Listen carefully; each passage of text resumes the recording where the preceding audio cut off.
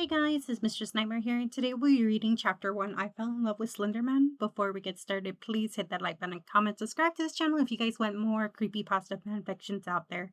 Until then, let's get started. The tall, lanky man loomed towards her. He resembled a tree with many branches. She wanted to scream out of fear as he came near her. All around her were unpleasant screams as she watched her town burn before her eyes. Stems of agony came over as she tried to crawl away from a man's unnerving gaze. Somehow he held her in place, though she could not move, even though she turned her head to stare at the glazed, unblinking eyes of her younger brother. He was only 5 years old. She was certain he was dead now, all dead because of this man. She knew somewhere, deep down in her bones, this horrific man had caused this mess. He had set fire to her home.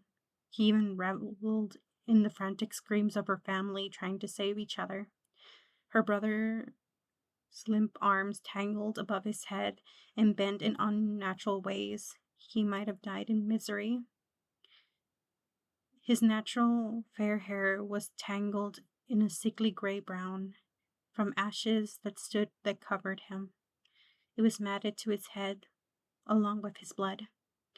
She set back her tears as she took in her beloved brother.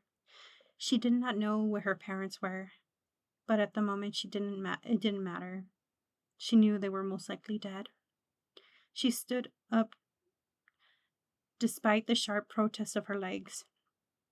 She figured if she had to snap it when she fell to the ground trying to run from this man who had destroyed everything.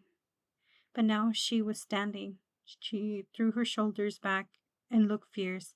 She knew she was going to die, but she would rather die without a fight. She glared at the direction of the perpetrator, the man that she knew that looked like when she was angry, as well aware that he had intimidated the quarterbacks at her football team just weeks before.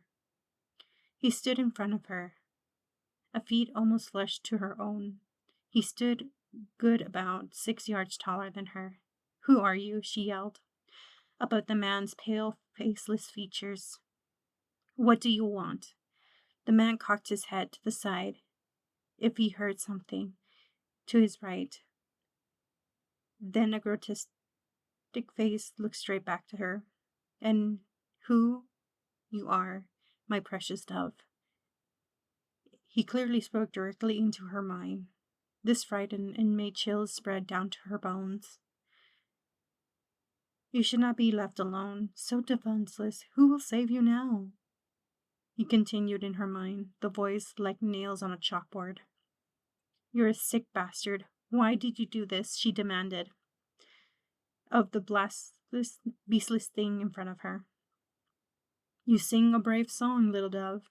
Why do you sing such songs? Songs are eventually not entirely from the heart.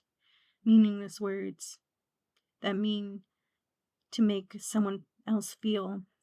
Are you trying to make me feel something, little dove? Are you trying to make me feel the I feel for you?" she snapped at him. He slowly chuckled, coming from him.